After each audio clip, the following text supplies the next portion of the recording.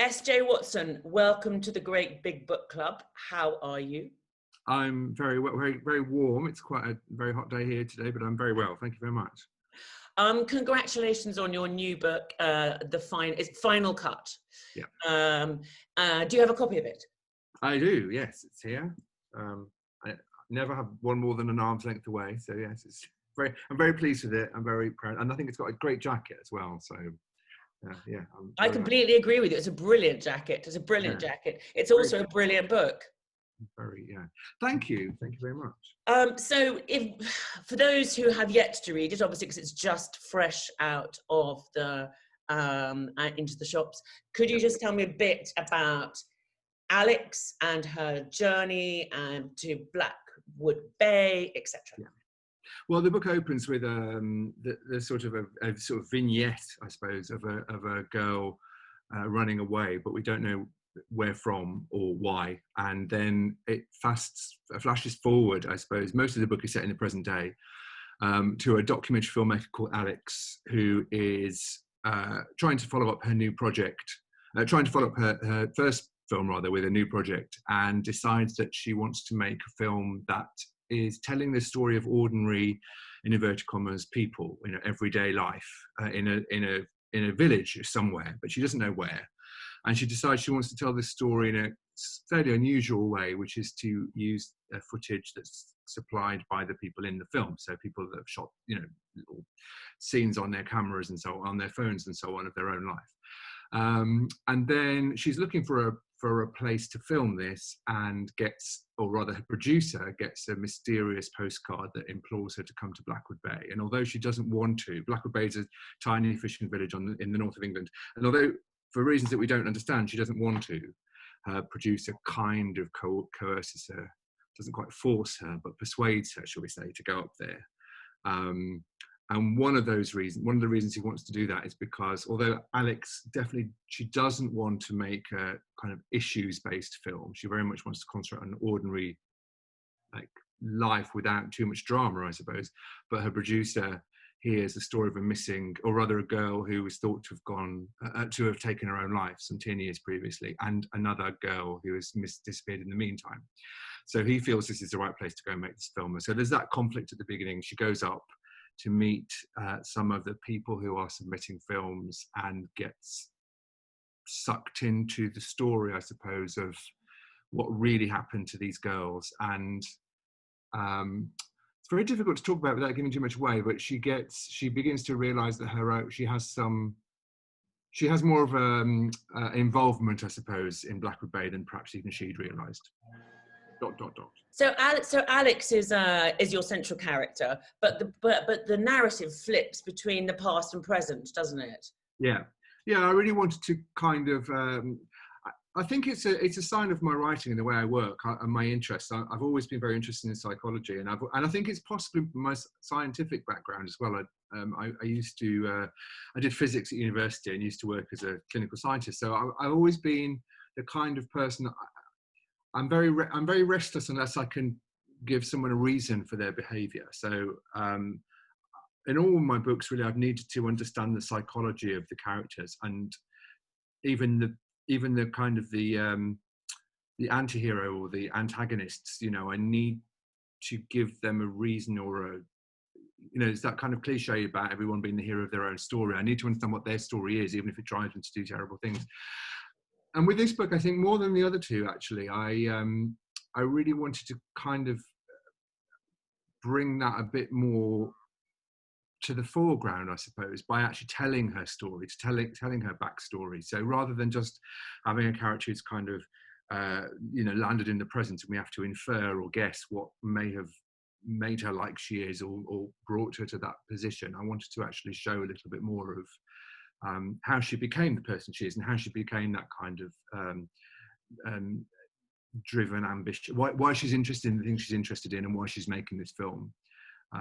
So yeah, that was why I really kind of enjoyed that having those. I mean, I hesitate to say they're dual timelines because the one is definitely a set in the present, I feel, but there is. Yeah. But I quite like that we go back, and I was also very interested in other forms of kind of, you know, so a lot of the backstory is told by emails and diary entries and hospital reports and things like that, which I was really, I had a lot of fun writing that, because I think it meant that I could write in a different way, or bring different voices, I suppose, to a different style. Yeah, I was going to ask you that because yeah, obviously you are a man, Steve. What's it like trying to write as a woman with a female voice? I mean, how different is that? How did you Well, sit differently at the computer? Did you? I mean, I interviewed somebody the other day who was writing about as Hillary Clinton, and she said yeah. she was on a metaphorical sort of pantsuit and a blonde wig. And I don't know how different is No, I it? put in a real one, yeah. No, I'm joking. No, I don't know. I mean, I think I've always sort of thought that the tricky thing with, I mean, because all my books have been narrated by female characters, Yes, yeah. and but that was never really a conscious decision. It was just kind of, those are the stories that I was drawn to and the things I was interested in, and so it almost sounds, you know, disingenuous to say, but especially with the first one, I never really even thought about it until other people started kind of pointing it out that it was slightly strange. I think because I've never really, I don't know. I mean, I think for me, the thing with Before I Go to Sleep is that it's a character with memory loss. So that was the thing that was really challenging to write, trying to understand that. And Second Life, it was a character who was addicted, you know, suffered with addiction, and so that was the difficult thing.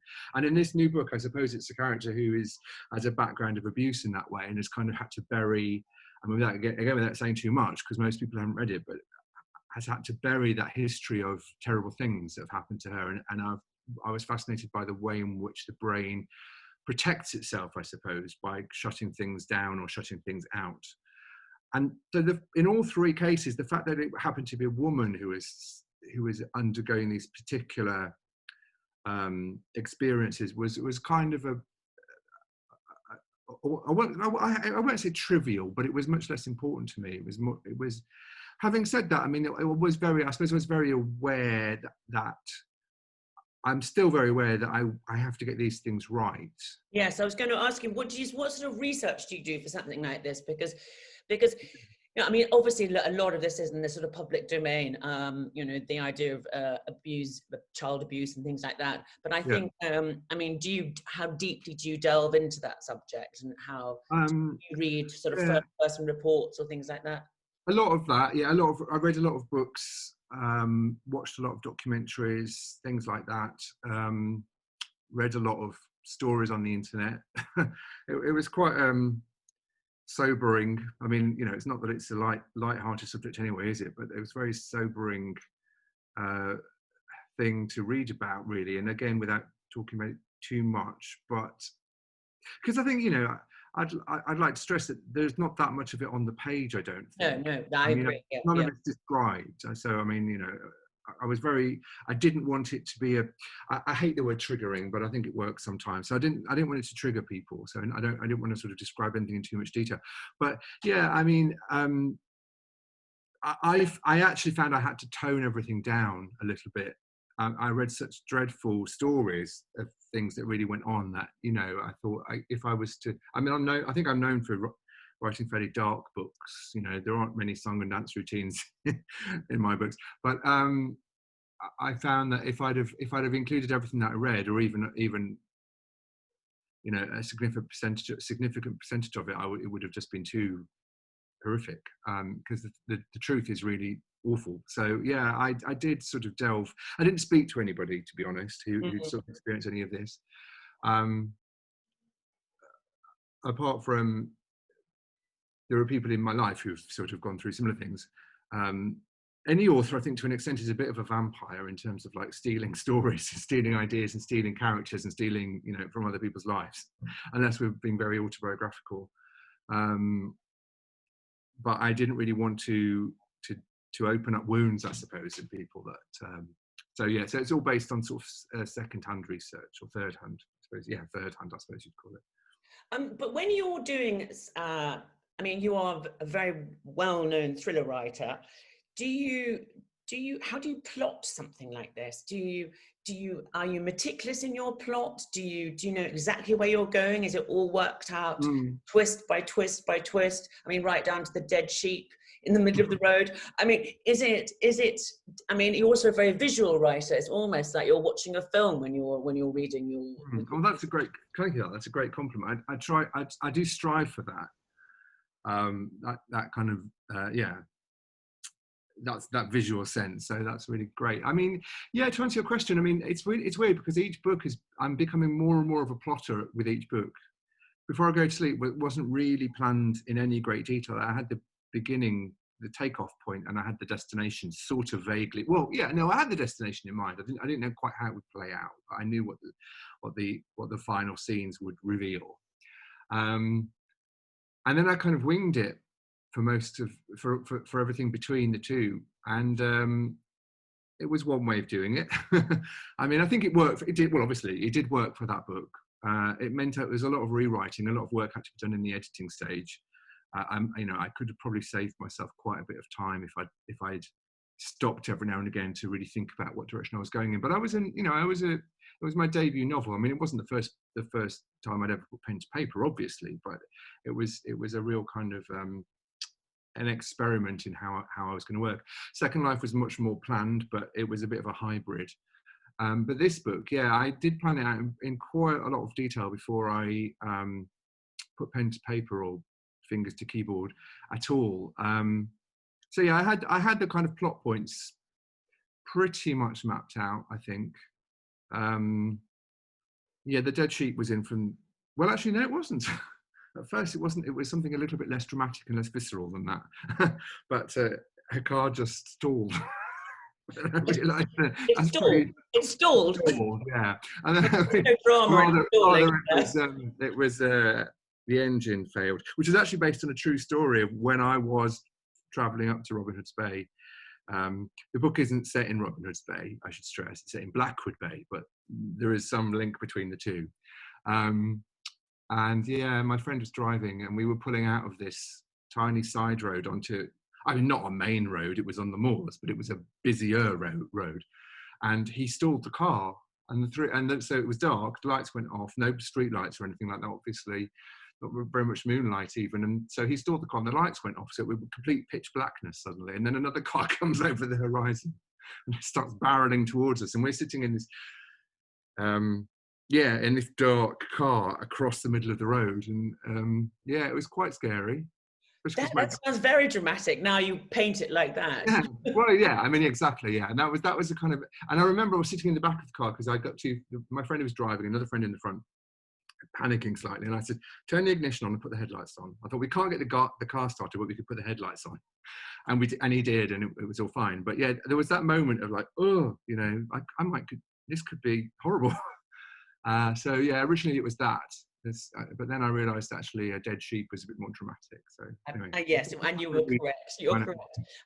So your first debut novel, Before I Go to Sleep, has sold 6 million copies, has been translated into 40 languages, went to number 7 in the bestseller list in New York, New York Times bestseller list, which is the highest debut since J.K. Rowling. I mean, you must have been absolutely overwhelmed by the success of your first book. Yeah, well, overwhelmed is a good word. Yeah, I mean, it's funny because looking back now, it was 9 years ago, really, 8-9 years ago. I realised I was slightly. I mean, I handled it pretty well. I didn't go out and buy Ferraris or you know, develop a addiction problem. But looking back now, it was very overwhelming. It was very kind of, you know, I thought I was fine, everything was fine, I'm just being very normal and everything. But actually, it was a strange, you know, change. Everything in my life changed really, and that was. And then it was made into a film with Nicole Kidman, Colin Firth and Mark Strong. Were you directed by Ridley Scott? I mean, you couldn't get more platinum Hollywood than that, could it? I mean, no, he didn't actually direct it; he produced it. But yes, it was very exciting. Sorry. Yeah, no. Yeah. But were you on set? Did you go and hang out with Nick? Nick, I presume her I name. wouldn't say we hung out. No, we didn't hang out. I met her a few times. She was very lovely and charming, and it was really. I did go on set. Liza Marshall, who was the producer, was lovely and made the mistake of telling me that I could go as often as I wanted. So I wasn't quite there every day, but it wasn't that far off. And Rowan as well, the director, Rowan Joffe, he directed and wrote the screenplay, which was great because it meant I didn't have to worry about it. It was his baby, and so I could just enjoy it. So yeah, I was there, and it was just the most surreal experience, because the nearest I'd ever been to a film set before then was watching the DVD extras, on the at the end of on the DVDs obviously, and to be there and looking at people like Colin Firth and Nicole Kidman anyway would be weird, but watching them play characters and inhabit characters that I'd invented, that I'd started off in my brain, was just the weirdest thing. It was very, very odd. The first time I saw Nicole Kidman, especially, because she was in full sort of wig and makeup, ready to do a shot. And because as you probably realise, film sets are quite boring. So I was sort of sat there looking at my phone probably. And feel this tap on my shoulder, and it's Liza saying, "Oh, can I just introduce you to Nicole?" And I look up, and there is Nicole Kidman isn't standing in front of me. Christine Lucas is, the character I wrote, with an Australian accent, because obviously she wasn't, she was being Nicole at the time. So it was the weirdest thing. It was so strange, yeah. But it was a wonderful experience. It was great. But how do you come back from something like that? I mean, what the difficulty is the great second, the second album syndrome, the second book syndrome. I mean, because you've done so well, and the expectation must have been very, very high. I mean, did you become sort of computer shy? I mean, it's quite difficult when you've had such a huge hit to do. Yeah, I mean, it's a luxury. Yeah, it's a luxury problem to have. Following up a best-selling novel that was turned into a film. I mean, that's a great problem to have. But yeah, it was difficult because I think you have to write. I don't know if you feel the same, but you have to write, especially certainly your first draft anyway, as if no one's going to read it. I think, and allow yourself to kind of make mistakes and to be a bit messy perhaps, and to sort of experiment a little bit and try new things. And I think, especially writing the first book, anyone writing their first book, it's very easy to do that as if no one's going to read it, because the chances are no one is, But then, yeah, when you've sold 1 million copies or whatever it was, and, I sat down to write the second book, and it's incredibly difficult to pretend or to tell myself that no one was going to read it, because I knew that, my agent was going to read it, my editor was going to read it, and then there were potentially however many million people who may be interested in it. And so that was it was quite, for a long time, that was quite difficult, and I think my journey with the second book was to go full circle, or to come back around to remembering why I was doing it in the first place, and which was to sort of write a book that I wanted to read, rather than trying, because you can't please everybody, Back then, I don't anymore, but back then I was reading my reviews, and sort of, so you'd read a review of one person saying they hated this part of the book and thought this was rubbish, and then another person would say that same part of the book they loved and thought I did really well. And it was just like, where do you, if you listen to those kind of voices, you end up not, doubting that you can write a word. So it was difficult, but it was a luxury problem, as I say. So, and I think now with Final Cut, it was a much easier process, because I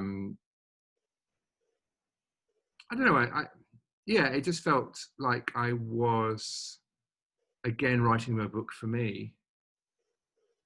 Because I think that's what you have to do. I mean, I do think about my readership, obviously. I want to entertain people. I want people to like it. I'm asking them to spend, £5 to £15 on a book.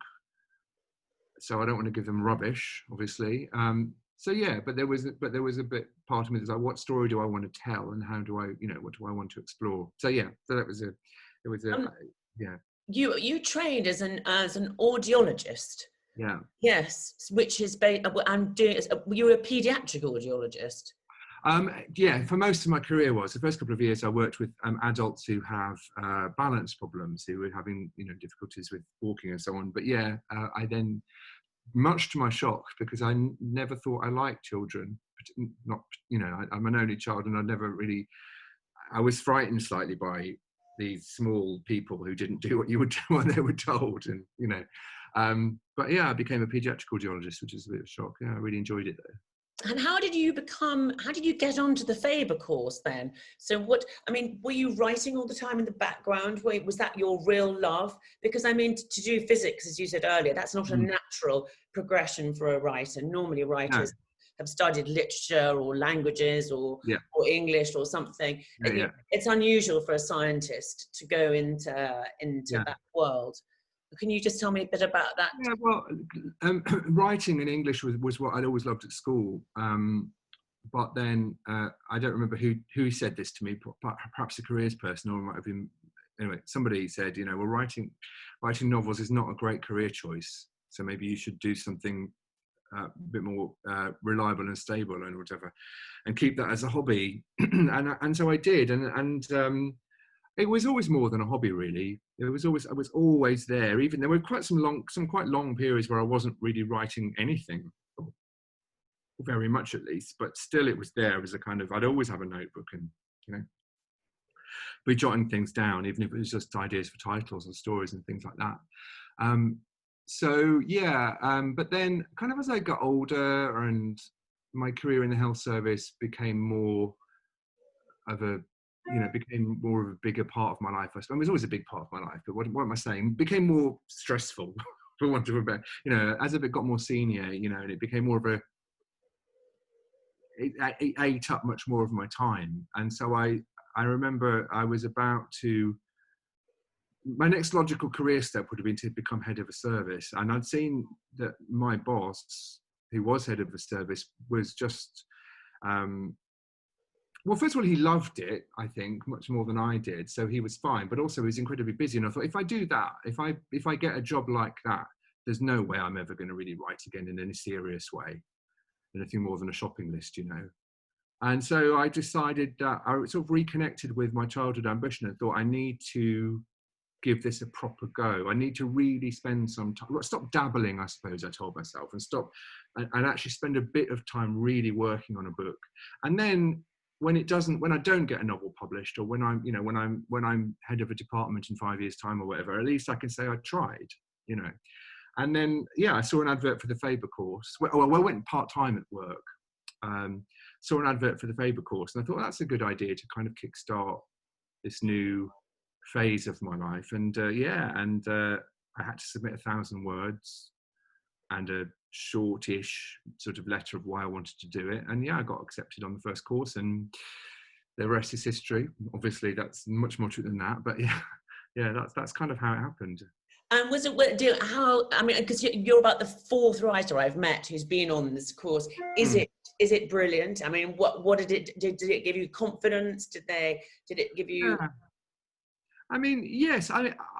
It was for me. I always preface this with, there are people I know who didn't enjoy the course, and people who went on to be published, very successful novelists, who almost feel they achieved that despite the course. And that's no sort of reflection on the course, because the course is great, but I think it's that combination of what you need and what the course gives. And if those two things mesh, then actually, as they did for me, that's a wonderful thing, and wonderful things can happen. But if what you need isn't what the course is giving, then you just, it doesn't help, obviously. So, but I needed to be, yes, there was the sort of, every week we would talk about a different aspect of writing. So one week would be plot, another week it would be character, another week it would be setting, and so on. And we'd look at other people, at short stories, from people like Chekhov, or, like texts, to sort of look at how that kind of works. But then the other half of the course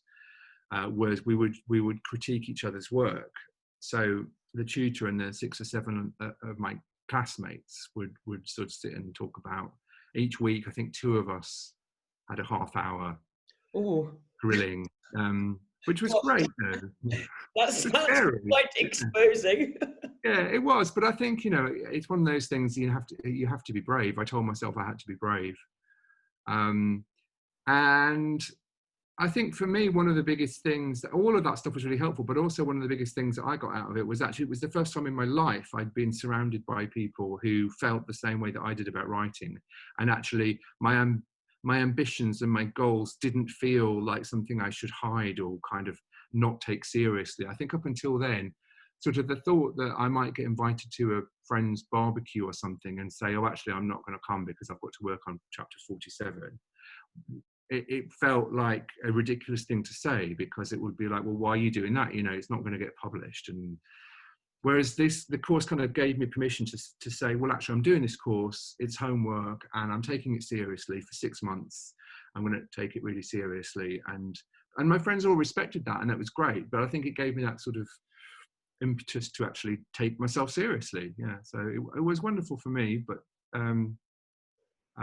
whenever people ask me whether I think they should do it, I always say I can't answer that. Only you. I explain what goes on and what it did for me, and I say if that's what you feel that you need, then yeah, go for it. But you know. Well, I think the rest of the world really did take you seriously, because 6 million people bought a copy of the book. So Yeah, it was clearly the right thing to be doing. Are you doing another one at the moment, or are you just having a relax now? And I mean, because obviously this one's being published, but are you halfway through another one, or are you working on another? Yeah, I am actually. I hesitate to say this. I'm touching wood because it's at that kind of slightly fragile stage. But yeah, I always was planning to try and get start writing a book on April the 1st this year.